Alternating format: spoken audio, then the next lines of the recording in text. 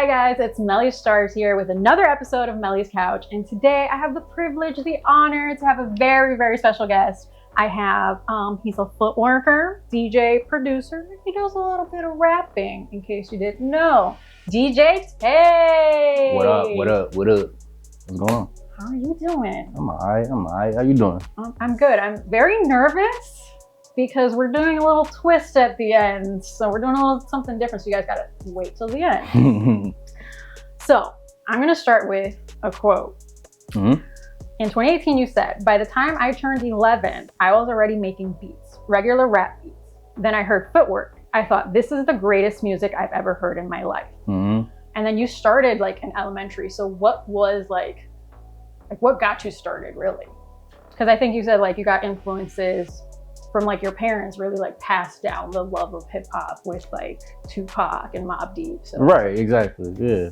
Ooh. Whew.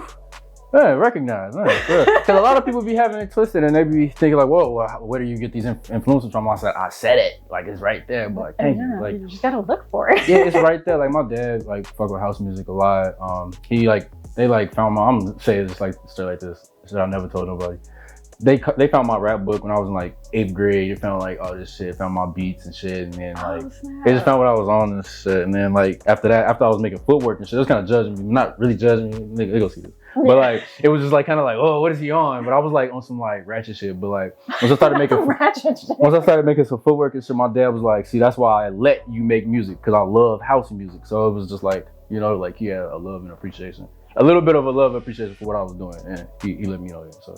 Okay. But yeah, like you said, I mean, it all come from my love of hip hop. But then like kind of in footwork, it was like all my friends like kind of just footworking in the neighborhood and school and shit, and like juke music being on the radio and shit. It was just always around. It was like at the parties, like we was 12 years old juking and shit. So yeah, that was really all it really was naturally. And then you also played the trumpet when you were like 7 or 8 years old. Yeah. Did that does that come into play now when you're making music? Did that like start? Yeah, because I like noticed listening to some of the stuff, and like there's definitely like other instruments that you guys kind of add in there. Yeah. So do you do any like do you add your own trumpeteering? I'm not quite sure the terminology. How that works. Oh, I be trying to. I'm actually trying to get more into like real instrumentation now. Been on this electronic music, computer music wave, and trying to get back to the roots of it. I would hope that anybody could hear like the difference of my music is that I have that little feel of like a little jazziness, a little real musicness. You know what I mean? I definitely got that. I did for sure. That's why I was like, okay, the trumpet, and like that kind of. It's all making sense. All the pieces were fitting in the puzzle. And then you grew up in Calumet Heights. So you said like you were, you know, your friends and stuff were like doing the juking stuff. Mm-hmm. Did anything else growing up really like inspire you like in the neighborhood kind of musically? My dad, we was like, Calumet Heights. We was chatting. We would have like barbecues, like all the like Memorial Day. They was like just playing house music and shit. It would be like that type of vibe kind of made me like just see like partying like it's like oh shit, you know, bring community, bring people together and shit. Yeah. So now let's talk about footworking. It kind of grew here in Chicago from like the juke and then like the house. And then the beats are usually around like 140 to like 160 BPM. Correct. So why this specific BPM? So, I mean, it literally, the way they always tell it, rest in peace, my big brother, DJ Rashad, he said this in a documentary before, and Spin always tell it that like out west would play like, back in the 90s, like ghetto house and everything, like they would like play stuff regular out south, but then like out west, like Rashad said it like, it's time for the percolator. But then like out west, it's time for the percolator. It's time for the percolator. So like it would be sped up. So like they would play stuff on like you ever seen like a vinyl record, you know, it's 33 RPM and 45 RPM. So they would just actually play it on the faster speed. Oh, if you know what I'm saying. So that actually just like raised the tempo. So I actually came from out west Chicago. I'm from out south. That's from out west. Wow, I learned something new. Yeah, it sped up in the 90s. Yeah. So talk to me about time stretching, because that's like the technique of changing the speed of a piece of audio without affecting the pitch. Like, how do you do that? How do you do it? Yeah, like, how does it work? You gotta ask them boys at Ableton. They got that algorithm over there. But okay. I'm just playing. But the best way to put Timestretching and Warper would just be like, you know, you could just pitch up and down, and then it would change the pitch, and that would change the speed and the pitch. But then Timestretching is like keeping that constant pitch and being able to slow something down, so like kind of be distorted instead of be chopped and screwed. It's just slow. You know what I mean? Okay. If that makes sense. I'm envisioning chopped and screwed, and then I'm getting there. I'm getting there in my brain, and I feel like I will get there in the randomest moment. But hopefully everybody else got there before me.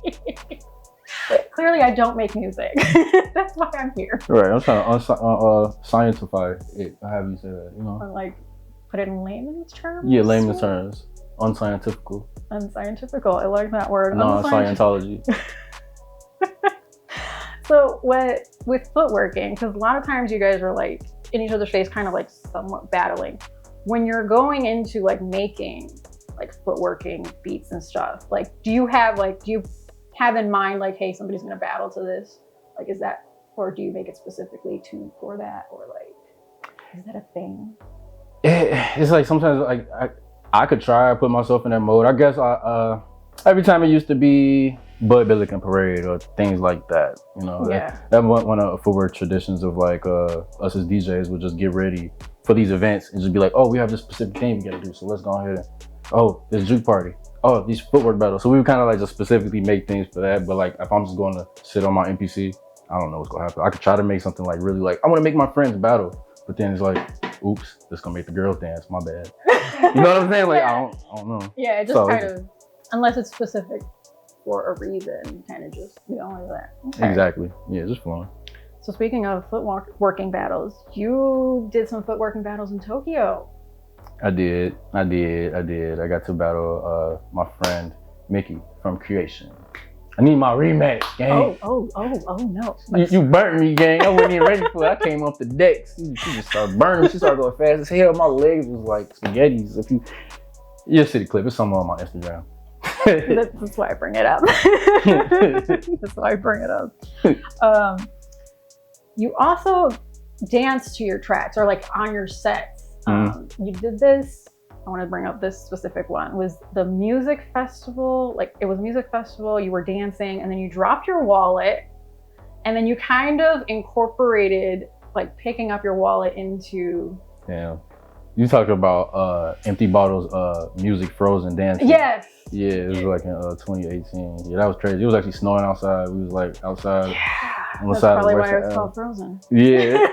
Yeah, that was crazy. Wait, what about me dropping the wallet? Okay, yes, you dropped your wallet, and then you like were footworking, and then you like incorporated you picking it up into, so it's kind of like slick. In that moment, did you like think like, oh shit, I dropped my wallet, I should figure out how I'm gonna go get it, or were you just like? Yeah, usually that happens. I mean, usually so like when my homies in the circle and they footwork and they drop their phone or some shit, like one of us right there to pick it. So one of my homies funny as hell. He dropped like, this man dropped like, I don't know how much. He just dropped like a lot of blues. He was footwork. He just blues. He just made it rain. Like it's like Mario. Just coins just fell out like the rings of Sonic. Like that was funny as hell. But I don't know. I just naturally be doing it. It just be funny though. To me, it's like a funny joke. Okay. Like, cause I've done it quite a few times, and I'm like, oops, something failed, and I'll just be like, I'm just gonna get that, and everybody be like, oh, whoa, look at him. Do you like footwork in every set that you do? Because I've seen you do it a couple of times. Like in my research, you kind of like leave the stuff running, and then you come up front and like do a little. I try to do it sometimes. Like I was like touring in 2016 with my friend Jesse Lanza, and honestly, it's like all my budgets for like my touring, I always wish like all my friends could be the like footwork, like I could bring them. Cause I'm not the best footworker. I don't even really claim myself a footworker, but I be doing it for fun. I got love for it, obviously. But yeah. I can show you moves. I can show moves. But like a lot of my friends who I learned from, I'm like, man, they got it. I just started like footworking in my shows like 2016 with her because I wish they could have been there. I just wanted to showcase our art, and I was getting tired of like playing the music for like hours a day, every day, and just, man, ain't nobody being able to see the moves that actually translate from Chicago further. So that's really why I started doing it. I don't do it every set, but every time I can, I try to. Okay. So. Yeah, because that's what I'm saying. Like I saw you did it a couple times, but then there's other times, like other sets and stuff, that I'm like, whoa, you're just like in the zone. Like you literally, there were a few where I was like, yo, he's not actually there. Like he's on another planet. Not for real. You're just gone. Like gone. I just be chilling. I just really be chilling. It's like I'm at the crib a lot of the time. And I bring up a lot of homies. One of my friends will be DJing behind the decks here. So he'll take his shoes off, getting real comfy. I can't do that though. Not real comfy. I ain't doing that though. So 2024, it's been like a whole rebranding, but like rebirth, reinventing. Yeah. So shout out to Midnight Club, because that's when I was supposed to interview you. Mm-hmm.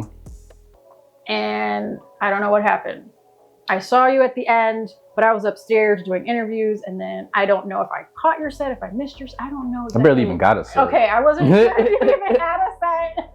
Barely. Because I was upstairs running around doing my media stuff. Mm-hmm. So what other shows have you done since Midnight Club? Have you done any? It was slight. I was just working, really just rebuilding, working on a bunch of music and just restructuring how I want to release music, how I want to facilitate getting mixes out to people, getting my clothing brand and my branding and everything in order, and to see, you know what I'm saying? Just to see, I mean, like, it's footwork for life. Like, I love this footwork shit for life.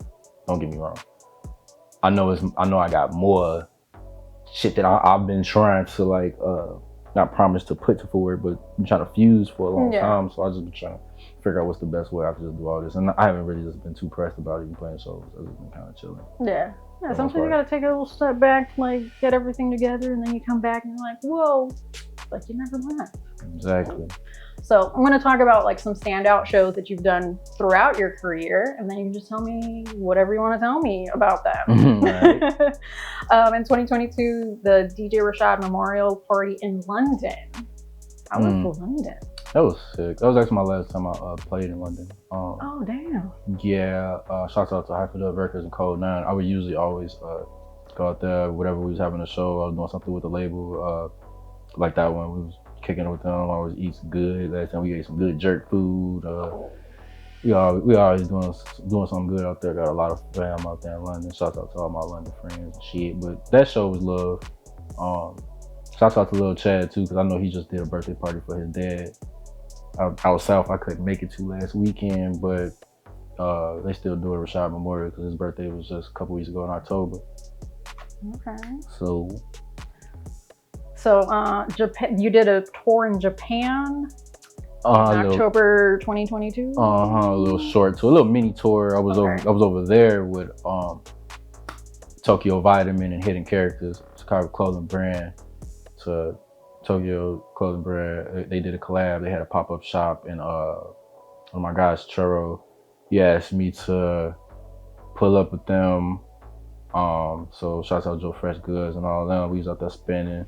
It was a dope time. We got to play Osaka and Tokyo. It was cool. I wish I got to spend more time. I'm probably gonna end up going back over there. You're gonna go back? I'm about a house over there. Let me not tell y'all that y'all take my ideas. You know what I'm saying? But you heard it here first. And it's his idea. We're copywriting it. No, trademark. I don't know. It's his idea. Don't take it.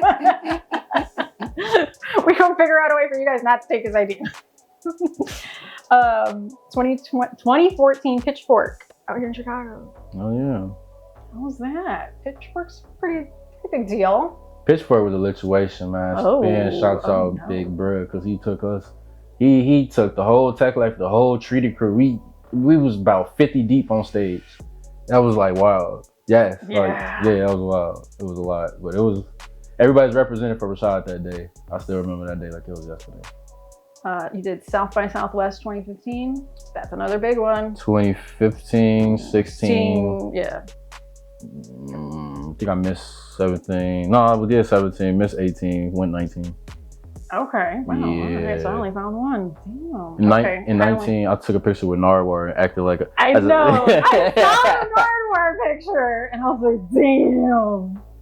That shit was funny. I was meeting Nardwar. I'm terrified to meet Nardwar. I just said what's up to him. I literally just asked him to take a picture. Like I feel like people would be like, not that guy. I feel like Nardwar gotta walk up to you, and like he kind of like he's the human serviette. Like he gotta walk up to you and be ready for that shit. You can't walk up to Nardwar and be like, yo Nardwar, What's up? That's what people wanted me to do. They was like, why you ain't walk up to him and just say what's up? I was like, I'm gonna say what's up because I love him. But I'm not feeling, and I took a picture of him off love, and I just said interview coming soon, some joke shit that people really thought. Okay. And I just said what's up, and he just said, yep, let's go. And he was with it. He was with it. Oh, he's so. I love his interviews. I love. Oh my gosh, like Nardwar's the shit. I know, right? Nardwar's the shit. The European tour you did with DJ Earl in 2014. Yeah, it was my first tour of Europe, man. That was my first tour in Europe. You're just doing all the international stuff.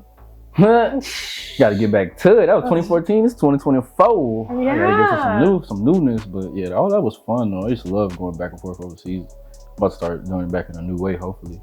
Yeah. You did the Hyperdub tour in 2015, and then you were also signed to them after you were on their compilations project? Yeah, like 2014. Yeah, 2014. So how was that tour? Where did you guys go? In the 2015 one? I don't know. 2015. I think that one was just I'm pretty sure that one was just kind of like a constant because that was Hyperdub's 10 years. So like we didn't really do like a full-on tour.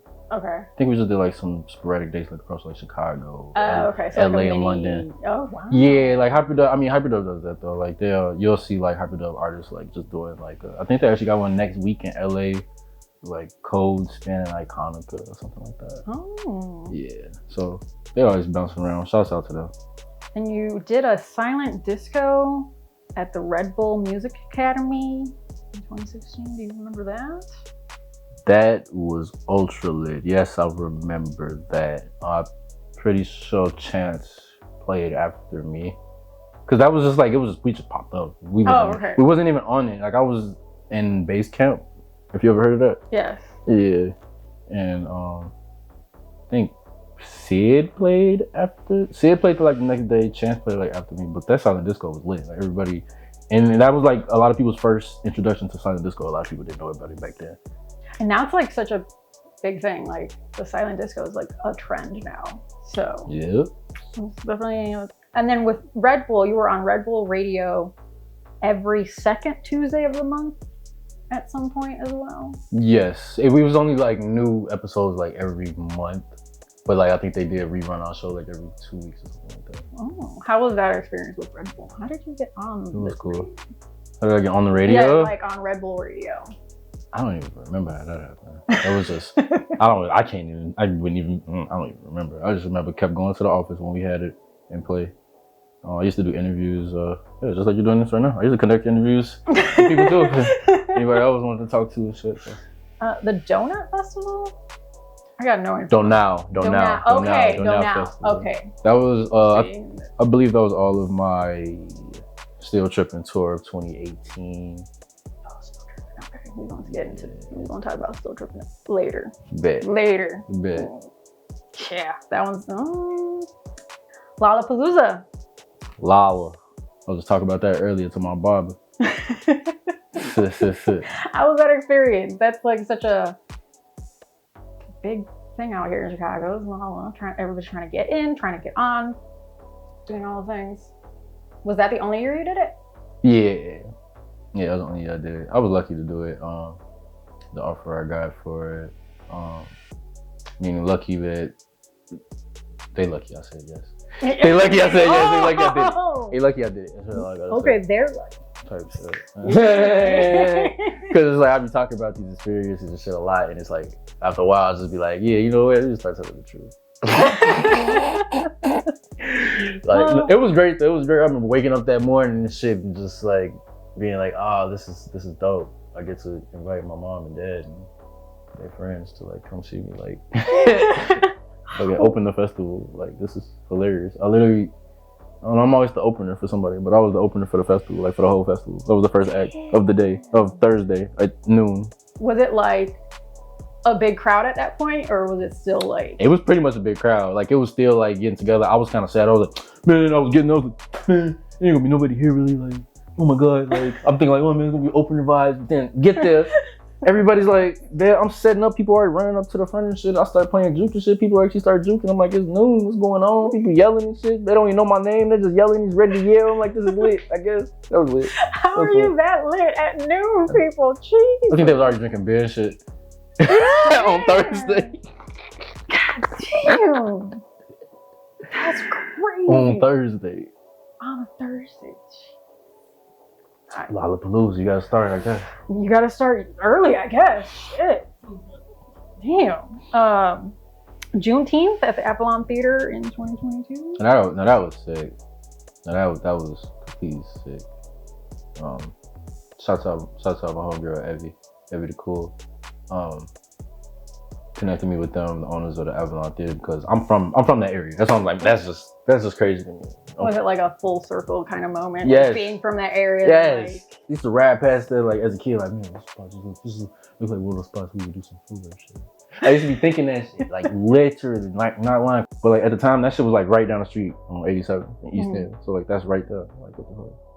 Like, and then now you're playing, now you're there, and you're like, wow, I'm doing all the things. Prestigious theater. It just felt, that was just crazy energy, just being in there. All we did was like really shoot. We didn't really do like a show. It was like kind of like kids outside, like a community charity event kind of a thing. little bit like Memento and shit. Yeah. Stuff like that. So you also have lots of like sets and playlists that you do. Definitely. That I found. Serato Studio London in the mix session. That one's fun. That one had a stir up. You probably didn't see it, but that one had a stir up. I did not see that. It had basically her stir up where like a lot of my DJ friends and even the company of Serato had to like kind of defend me. Oh. It was just people like commenting and being like, "Just mixing trash. Why did y'all let another black man just on here just doing anything, just letting anybody come DJ? He's not even a real mixer." What? Yeah, I don't care. That's why you can't watch the comment section. Yeah. I just laughed at it. Like, did you? And so was it like live comments that was going on, or when they had it on Facebook or whatever? You know how people Facebook replies. Yeah. Did they delete them, or they just like? They just still there somewhere. You could probably find them on Facebook. Okay, interesting. I'm just stirring the pot. I'm just telling all the bullshit. Just stir the pot. Footwork Fever Spotify playlist. What can you tell me about that? Do you remember that? Was that the one where they just like featured my face like on Spotify? I think that's a Spotify made like electronic. Okay. Just like Apple electronic. Yeah, because I think I just saw a picture that you posted or something, but something else. So yeah, ask him what this is. They change it all the time. Like okay. I think now, I don't know who it is now, but I know last year it was my guy Manny. So yeah, it should be swapping it out, just putting a different face. Okay. I just wasn't sure if you were like, if you made it, if you did it. Shout out Spotify. They just picked my face for the Footwork playlist. Okay. Shout out Spotify. Fader Mix 2019. And then this was one of the best of the year. Dang, I forgot about that. I ain't gonna lie, she just reminded me of that. For real, I low-key forgot about that. I low-key did get like one of, I don't know what magazine, but it was like one of the 100 best mixes of the year. Yeah, so that's why I was like, oh, let's see if you remember. Definitely, no, that was a fun time. Then you were on NTS Radio. Yeah, for like a year. You were a resident for 2021. You were like May, December, a whole bunch of them. So how was residency, like having residency on the radio? It's fun. I just think I want one that's like in Chicago or something, or somewhere like, you know, like always like probably like some real radio shit. Yeah. Like it's cool. Like yeah, it's cool. But it was fun, but it was just like I was setting up a radio show for like I'm in Chicago, and it was like studios in LA, studios in London. So pick a time zone. So pick a time zone. For real, type shit. That's literally what it came into. I was like sending them mixes at like 4 in the morning. Like, damn. That's what I'm saying. It was like another job. I was like, alright. Damn. Alright. You also did a playlist for the Chicago Marathon, which was like a collab with Nike Chicago. Yep. So how was the collab? Like what else did you have to do? Like just make a playlist and be like, hey, did you get any like shoes? I wish. Wow, I wish. Damn, come on. Do I even wish? Oh, now we're contemplating life, guys. No, it's not even that. Like hit me up, like give me some brand sponsorships, I guess. But no, it was cool. They just hit me to do a little running playlist. I guess it was cool. They said they wanted footwork music to like amp people up for the Chicago Marathon at that time and shit. Yeah. It was pretty cool. Then you also did footwork therapy sessions at the Boiler Room. You DJ'd some of them. At least, well, I saw one that you DJ'd. Boiler Room. Yeah, and then there was another one where I just saw that you were just in the crowd, like footworking. Yeah. The Boiler Room also is where you got your first pair of Ray-Bans. Yes, because you said, damn. I'm gonna quote you. I'm gonna quote you. Ray-Bans will always be a special part of me because my first pair was given to me with Rashad and DJ Spin in 2013 when they rocked the Boiler Room. It's true. It's true. It's really true, y'all. I said that shit. I said, I'm gonna stand on it. I ain't gonna lie. That was a late night. That was the first Boiler Room in Chicago, and I was right there. And well, it happened, so whatever. Oh, shit. But nah, yeah. Damn, I'm pulling them quotes up. I probably said that when I was like 19. I think you were. I would have checked my notes, but I think that you were about 19.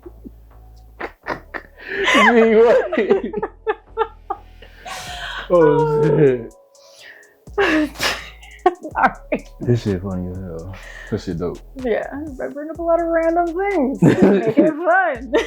This reminded me of shit. For the Rinse FM podcast in 2014. We did a few rinse mixes. Oh, okay. The 2014 one was one of my first ones though. Okay. 2014 was my first time in Europe though. You were doing all of that. Yeah, I listened to it last night. Yeah, last night. Yeah. Yeah. So I was like, bring it up. And then you also have on your Soundcloud the DJ Taye 15-minute workout mix. About that. Oh. About that. Oh, one. about that. I'm so glad you brought that one up. Oh, okay. Wow. We're bringing the series back. Oh. We're bringing it back. Bringing it back. I don't know if it's gonna be every week, maybe something like that, because it's like gonna be like a segment out of my Twitch, so like it might be every week, every month, or something like that. But we're gonna get 15-minute workout mix. The workout mix series started out just a workout for me, just me working on my. But then people, my cousins, my friends, were like, oh, I love working out to your workout mix. And I'm like, okay. I was listening to it though, and like, it's got like a flow with it. Like you could definitely, and then you pick some nice songs and stuff that go in there. I was like, oh, this is the thing. And now they're coming back. So stay tuned for more workout mixes. Ooh. Mm-hmm. You've also done like lots of notable appearances, events, fun stuff that I maybe just didn't figure out how to put anywhere else. Fun fact, you started the blueprint for when you were with your former collective to include rap, techno, noise, R&B, etc. in footworking. Mm-hmm.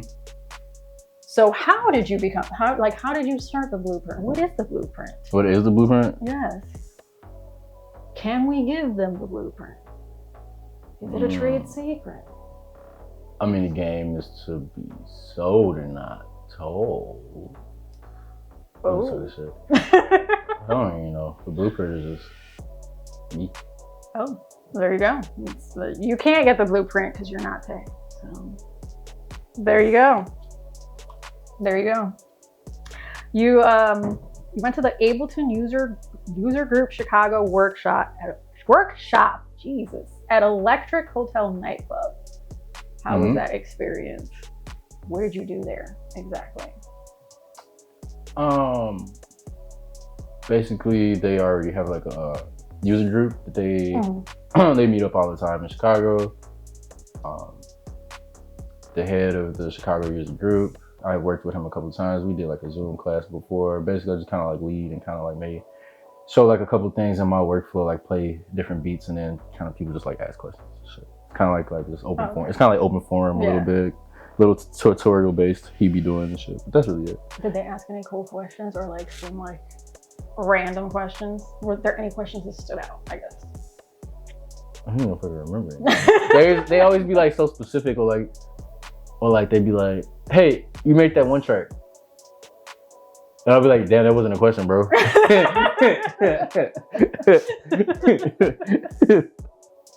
made that one track. Okay. And like, what about you want me to do with that? So were there more like fan, like just being fans? Like, you made that track. And now they're just like, I just wanted to talk to you because I'm a fan. I think some people they was like, yeah, but that workflow in that one track you did, they'd be like, fuck all this workflow you talking about with this Ableton shit. That workflow in that track? I'd be like, damn, bro, but the game's to be sold and not full. Hit me every time with that one. Jeez. You also went to Native Instruments in London to try the new machine MK3 in 2017? At the time, yeah. How was that? Well, how did you get invited to try out? Was it like on the market yet? I don't know. You gotta help me out here because I don't make music. So I don't really know. A lot of the times, a lot of those stuff just be a blur. Be like, that was like, I think my friend worked there. I think she just invited me to the office. Oh, all right. It's like messing with people and shit. Yeah. Yeah. Did you get to take it home? Yeah, I got to take it home. I think I got to take it home, show and tell, and then I had to take it back to London. You know. Oh. You know what I'm saying? Nah. Not no show and tell. That's some bullshit. Nah. No, I kept that shit. Oh, okay. Okay, that's acceptable in my book. You also have like a plethora of music, which is obviously why we're here. You dropped 2 albums this year. Mm-hmm. Then you recently said you're dropping tracks expeditiously. Mm-hmm. You're also starting or like leaning on your Don't Trip label. Mm-hmm. So tell me about the label first. Don't Trip.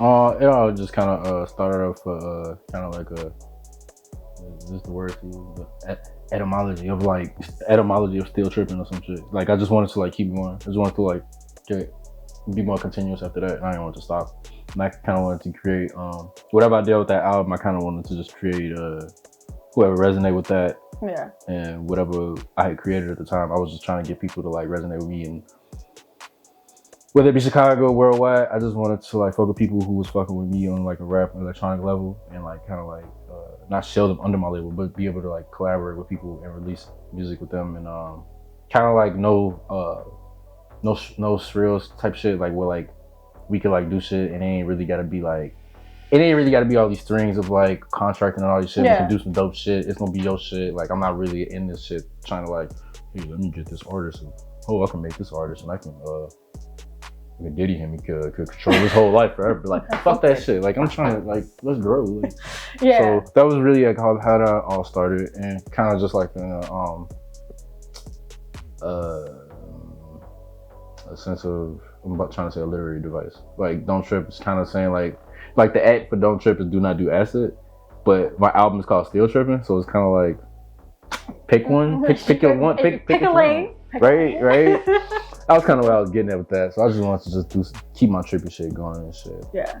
So you dropped Reinvented, which is R3 and then Invented in February. Mm-hmm. It had 28 songs. So I didn't listen to all of them today. 28 is crazy. 28 is crazy. That's a lot. In the coming time, I guess in the times of the past year, I guess I've been trying to like put all this shit out because like I was about to put all this music out. Had shit happen and shit. Yeah. And I just kind of like just hit the back burner, and due to legal shit that my family and my legal team people in my ear telling me what to do, just kind of sat on the back burner and shit. Right. And I was ready to release all this music. I was about to release another EP with Hyperdub. All this shit happened like literally the week all this shit happened. Almost like timed, almost like somebody did all this shit on purpose. But anyways, life be lifing, and we're here now. Anyways, things happen. Things be happening, but all this new music. One thing I wanted to say on your show is that now that we're talking about all this music, especially Reinvented, I am going to make the decision, also with bringing back the Workout Mix series, to also release everything from my Bandcamp to all streaming platforms. That was my next point. You were going to put all your music on DSPs this year. Yes, I am. We are working on that. We are getting Don't Trip, collaborating. I'm just go ahead and just get you already know, get the select. I'm just going to fuck the debut plus. I'm going to get the select. Y'all know what I'm doing. If you know, you know. If you know, you know. If you know, you know. Yeah, but I just been getting my distribution together, basically. And then just working on that. And I think I'm gonna just hit the ground running. Like I don't know. I just feel like I got a lot of work, and that should be fun. And there's a lot of music for everybody out there. There's definitely a lot of music. There's a lot. I listened to a lot of it. I appreciate you doing that. You also said somewhere that in August of 2024 that you broke your writer's block after like 5 years. Yep. So how did you break it? Honestly, every time I have to do it, it just comes to me like kind of just taking a step back in a way. Kind of just letting go of a lot. Letting go of whatever you're holding on to, these idealisms that you might hold in your, anybody might hold in your mind, or like, this thing has to be this way, or anything. It's kind of like if you just let go, you just kind of just start doing, and you kind of stop blocking yourself. That's what it always is. It's like finding like any type of block, whether it's creative block, writer's block, work block, anything. Yeah. So now I want to get into your most recent project, Chaos Control. Yes. Which you just dropped. Yes. So the title comes from Sonic the Hedgehog. You know it. Right? Mm-hmm. So I had to bring out. Oh shit. What's going on here? What's going on here, y'all? What's going on here? What's going on here? So yeah. What? Chaos Control, I think it was like 6 rings, and you're gonna have to break that one down for me again. 6 rings? Something like that to get to the chaos thing. I don't know. 7 chaos and rules. Something. 7, just like 7 Dragon Balls. 7 chaos and rules. Oh, 7. 7 okay, chakras. 777. Where I got 6 from? I don't know where I got. I saw it somewhere. So I've been trying to use that to say I'm a power up for like the past 5 years, and I was just like, you know what? Let's get past it. Still tripping. Chaos Control. Let's get past it all. I've been trying to make that album for years. I've been trying to drop that album for years, so it feels good to just finally get that one out. Yeah. And then you also, unrelated to the album, but you also went to the Sonic Symphony Live. Yes, I did. How was that? That was amazing. I went to The Legend of Zelda Symphony Live one time. I forget what year, but for real? Yeah. Yeah, I knew they were doing that one too. Yeah, out in Miami, I did that. That shit fun. That should be lit. Hell yeah. It's always funny like seeing like the adults, the like people like us, and people like older than us and the kids. Yeah. And the people older than us without the kids. It's the people without the kids that I'm like, fuck with you, because it's like we're all kids at heart still. Yeah, like, yeah. You know, I fuck with them. The C2E2 Comic-Con crowd, you know what I'm saying? Yeah. This project is the first one in 6 years, correct? Because I saw this somewhere, but I could be wrong. So clearly, I got the 6 rings thing wrong. So. Nah. 6 rings was right. That was just another game, another Sonic game. It was actually great. JK. I was in there, guys. Sonic is not my video game of choice. So. What's your video game of choice? Ooh. Flipping the questions on you. I know, right? Plot twist. So I would say definitely like Sims. Now I'm into like all the little Lego stuff. Kingdom Hearts. Which we're gonna talk about later. Actually, we can talk about it now. Fuck it, we're on the topic. Fuck it. The Simple and Clean. Oh my gosh, that's my favorite thing you've ever done because I like Kingdom Hearts. You a Kingdom Hearts fan? Yes. Lit. Yes, I was literally telling someone earlier. I was like, yeah, when the newest Kingdom Hearts came out, I like pre-ordered it, got the collector's edition, left work early that day just to get there and just be like, I'm gonna fucking play. I even streamed me finishing it. So that was it. Yeah, it should be on my Twitch somewhere, maybe. I don't know. I still gotta finish it. I still ain't finished the last one. The last one? I still ain't finished it. Before I buy a new one, I gotta finish 3. Oh no. Oh no. I don't think we could be friends. Because you haven't finished. I know how it ends though. It's okay. Well, yeah. At this point, I'm sure. It's been out long enough. It's been a good 4 years. Yeah, exactly. So now back to Chaos Control. We're going to talk about some of the songs. My 2 favorites off of it were Hold You and Something. I just put little hearts in my notes because I was like, oh, I Something? like them. Oh. Yeah, I like them. I don't know. That's all I got. I just liked them. That's all I got. So you got. That's all I got. Ratchet Thought had me fucking dying laughing. Because what? I don't know. And that's you, right? Yeah. Okay. I was like, what? Is this about a specific person? Is this like a life thing? Like, what? I was really just remaking, you gotta go listen to it if you ain't never heard it. It's called DJ Greed Nation Ho. It's an old 90s like, ghetto house. I'm gonna have to go back and listen to that.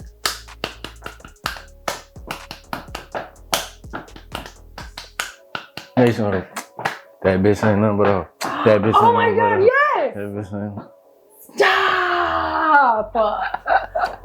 No! What the? That's what it's for. That's so good though. That's what it's for. Just to put it back all full circle for you. Full circle. Fuck the ops. Fuck the ops. Yes. This is a big one. Fuck the ops. Because you play. I saw that you play it on a lot of your sets. I do. I try. Yeah. I do. Definitely. And I like there's like this like. I put it as a pager sound, like halfway through, but I'm pretty sure it's not a pager. Stop! Okay. I was like, I just couldn't figure out another way to describe it besides like pager. That was pretty good though, I guess. I don't know if that was that good though. It sounds like a pager. Okay. Something else happening in the game, but it sounds like a pager, realistically. All right, I'm not too far off. So obviously we got to talk about the title track, Chaos Control. Mm-hmm. You have a lot of video game references in it. Mm-hmm. And then I have one line, because you don't have a lot of lyrics in your songs. Had to let go of things I cannot control. You said that in that. So what was that?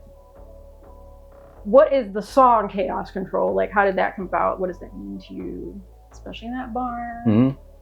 Chaos Control is special to me because, I mean, like I said, I've been focusing on this one and trying to continue what I started with Still Tripping and everything I did with that. And a lot of people came to me and told me that they resonated with it and they wanted me to, like, man, you better keep going with your rap shit, like, blah, blah, blah. I was like, man, I'm gonna do it. Yeah, because a lot of people don't even know you rap.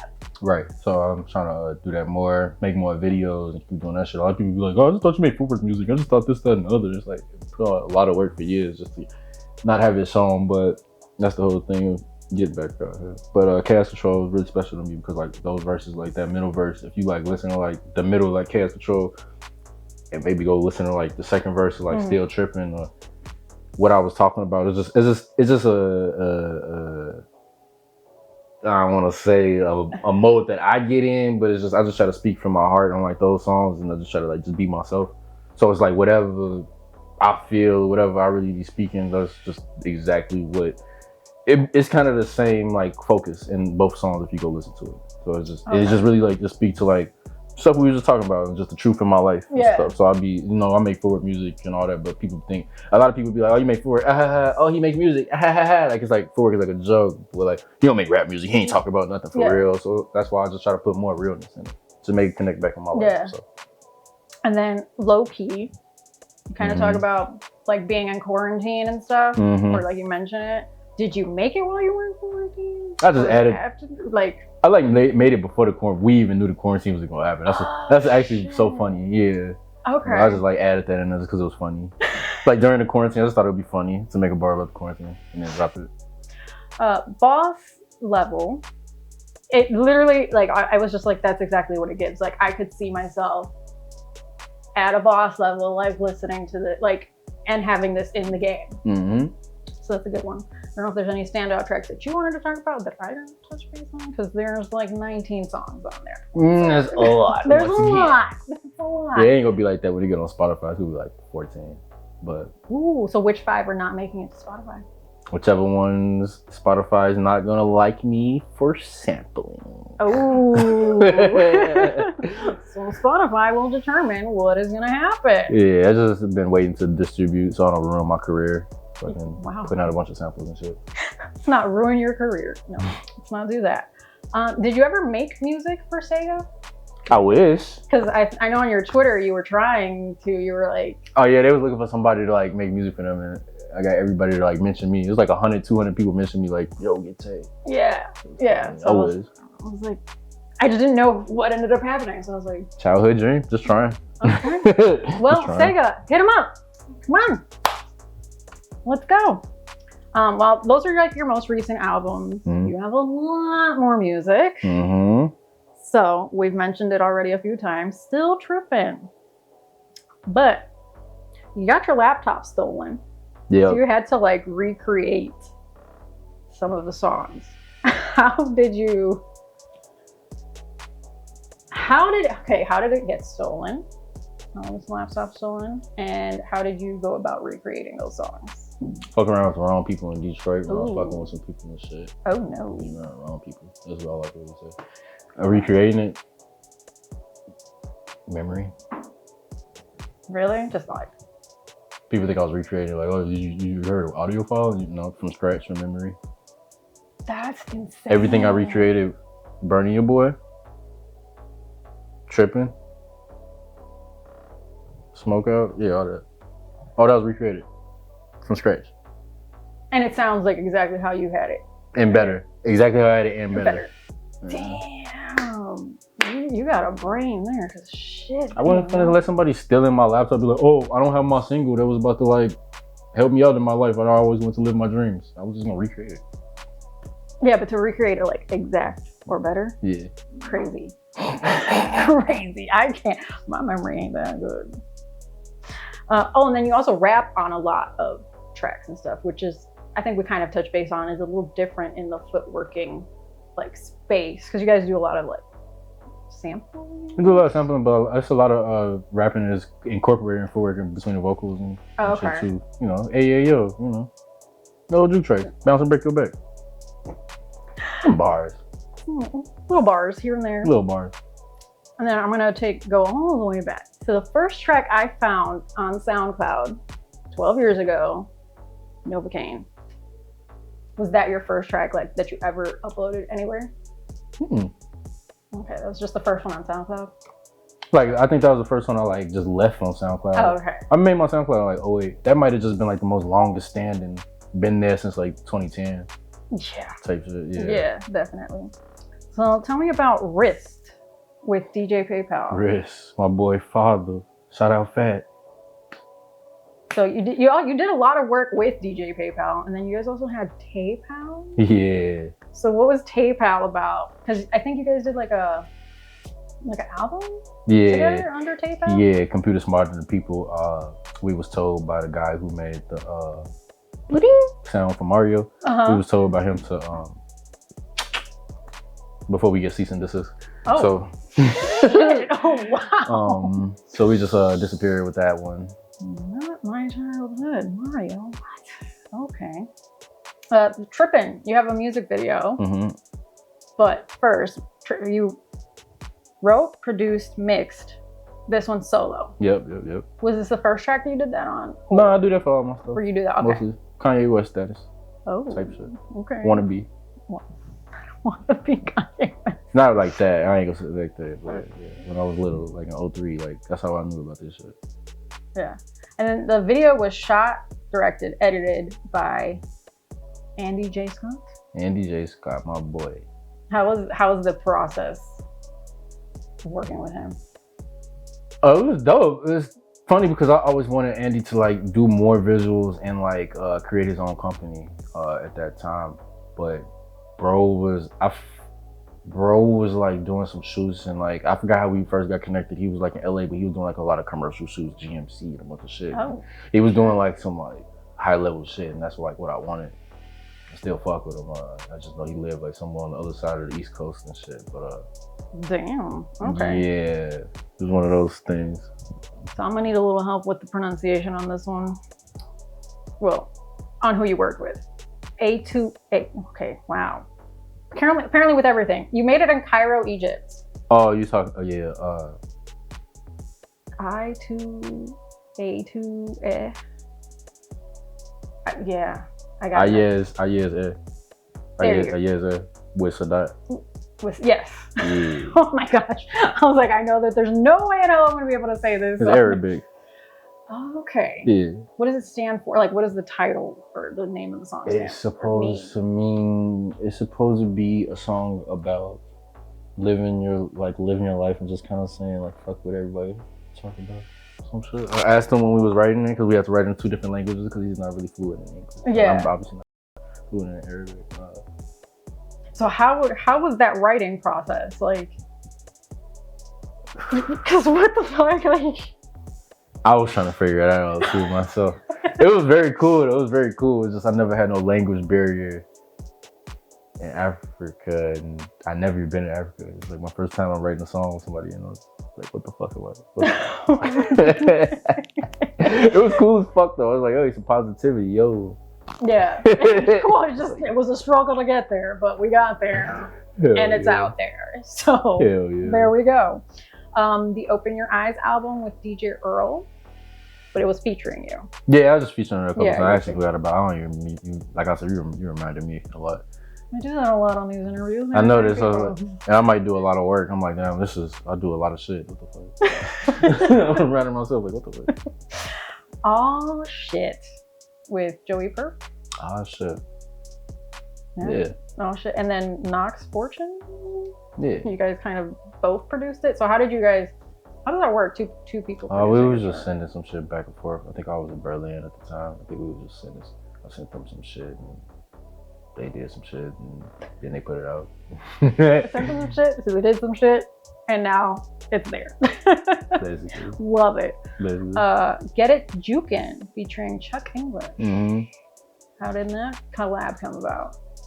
I'll just always be happening through my friends. Or whatever friend. I'll just be making some shit and then somebody be in the room and just be like, oh yeah. Hey, cut the mic on. Cut the mic on. Get You Burnt, which was with DJ Rashad. I bring this up because it kind of samples the. Okay, so I recognize it as a Cole beat, but I'm sure there was like there's some first person who ever recognized it. You kidding me? The first person who ever recognized it. The first ever. It's New York Times. Damn. Okay, sample snitching. Oh shit! I'm just playing. Cold world, you know what it is. No, what the fuck? How does nobody recognize that? I don't know. Because I'm like, yo, immediately I was like, yo. New York Times, and I was like, nah, it can't be. So I had to run it back. I was like, it is. That'd be fire.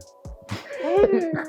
I mean, I love anything that involves Cole. So yeah, I picked up on that immediately. I was like, I have to bring this up. That's crazy. Yeah. What the fuck you here for? With Manny. That's just the name of the track. It's a lot. What is the messaging behind the song? Dance. Oh, okay. Because you ask a lot, like in the song, you're like, "What the fuck you here for?" Like you say it over and over and over and again. So I kind of got the sense like it's very much like for the crowd. Like, what are you guys here for? You know what you're here for. Yeah, type basically. Shit. Type shit. Burnin' Your Boy, which we kind of talked about, but there's a music video for it. Yes, ma'am. And then like you're in like different places throughout Chicago. Mm-hmm. My favorite was the train tracks.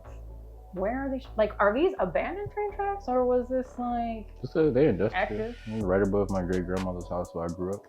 It's right there. Wow. Just industrial. Just took a little road my dad told me about when I was a kid. Wow. So like, do trains still go on this track or is it? Yeah, I think my other shoot that I just did, if you check on my Instagram, some of my little cousin, shout out Only Tay, my cousin, at the University of Indianapolis, killing him, but he my photographer, and took him over there. He just took a recent shoot of me over there by these same train tracks recently. Damn. In the past few months. Industrial, bunch of trains right there. Were you scared to like that the trains are gonna come at some point, or do you like check the train schedule? Oh, okay. Check the train schedule. It's hilarious. I mean, I don't know how you would check that train schedule since it's industrial, but I called a company. I called CS, whatever that company is that be on the side of the You got connections. I don't know. Maybe you know people that know people who be like, yo, when is the train not coming? I'm about to go take me some flakes. We're gonna shoot a video. We're gonna throw a free nick on the train. Tell them don't come. Juke flake nick something. Oh my gosh. Now this was like super shocking to me because I interviewed this person and you worked with them and I had no idea that you guys were connected. Who? Live Terror. Oh yeah, my boy. Yeah, you were on Live from Your Mama's Crib, Riverdale to Tokyo. And you produced this one. And I was like, what the fuck? This is like the smallest city in the world. How the fuck? I had no idea that you guys were connected. But maybe I'm just slow. Oh, that's one of the brothers, man. Yeah, he's one of the homies. But I gotta get him on the couch. Because I interviewed him at Midnight Club. Yeah. But I'm gonna have to reach out and do a couch set. Yeah, I know he's been killing it, man. He has been.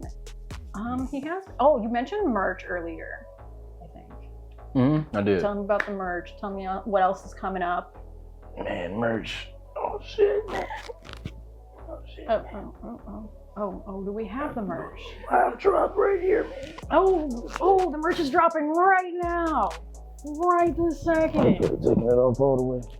I want to make a mess of my mic, so I'm gonna show them. This is the Don't Trip logo.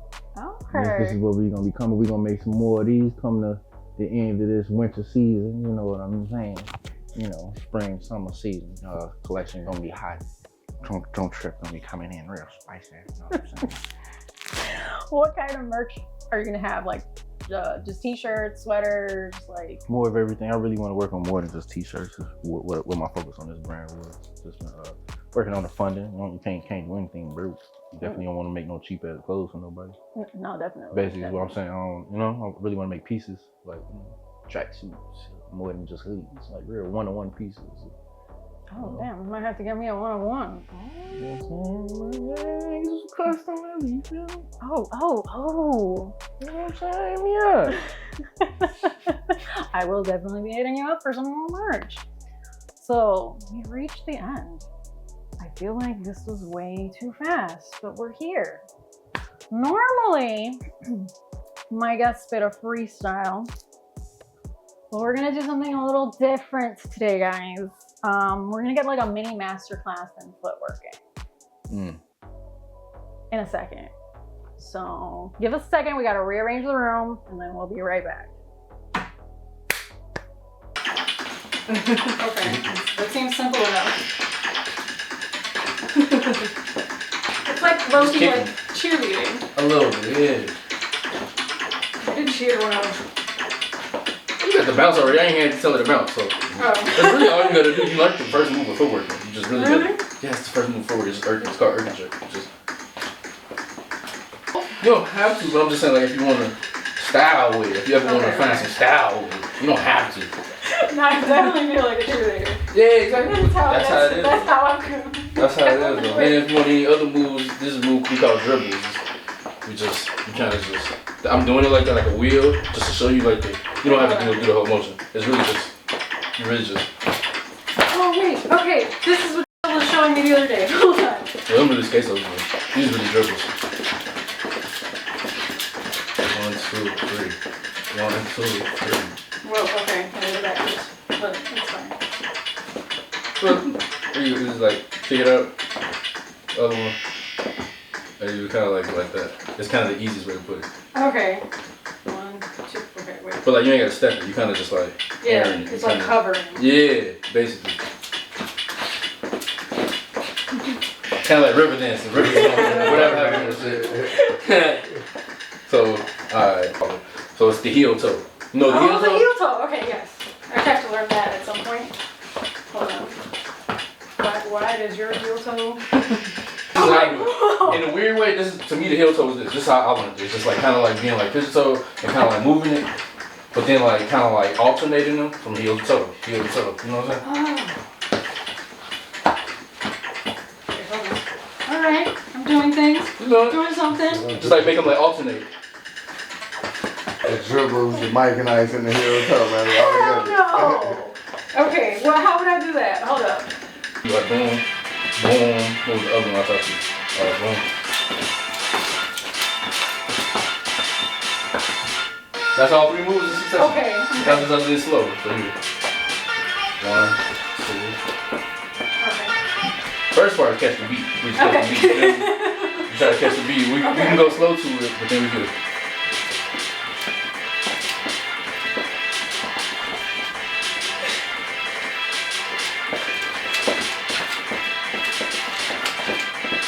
You gotta go. Okay. Okay, that wasn't that bad. I was It wasn't.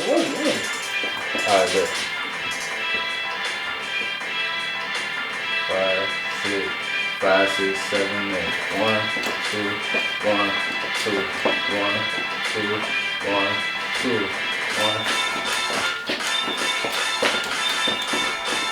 Ready? Okay. Ready? I think I did it. Ready? Did I do it?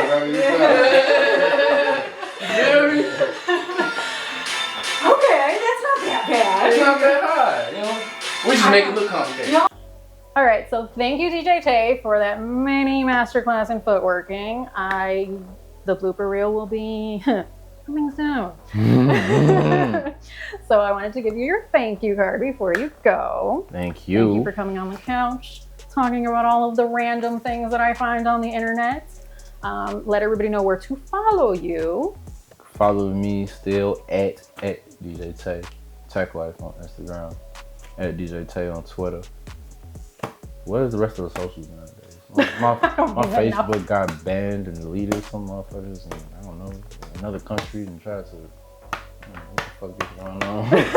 But you know what it is, djtaye.bandcamp.com, and follow me on Twitch. Twitch is gonna be really active for my new mixes and like my radio. My radio is hosted at twitch.tv/DJ Taye. That's it. So now you know, follow DJ Taye everywhere he just told you. Remember to follow The Lot, our official sponsors. We couldn't do this without them. Follow me, Melly Starz, everywhere. It's Melly Starz. If you can't find me, there's something wrong with you. And tune in next time because you never know who's gonna show up to the couch.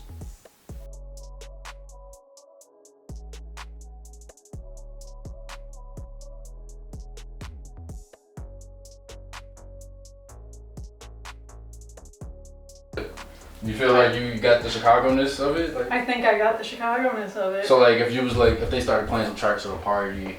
I might be able to do a little something. Yeah. I ain't gonna battle nobody here to nothing Just crazy. catch the beat right quick and just show them like, you know, I'm from Chicago too, you know what I'm saying? I know a little something.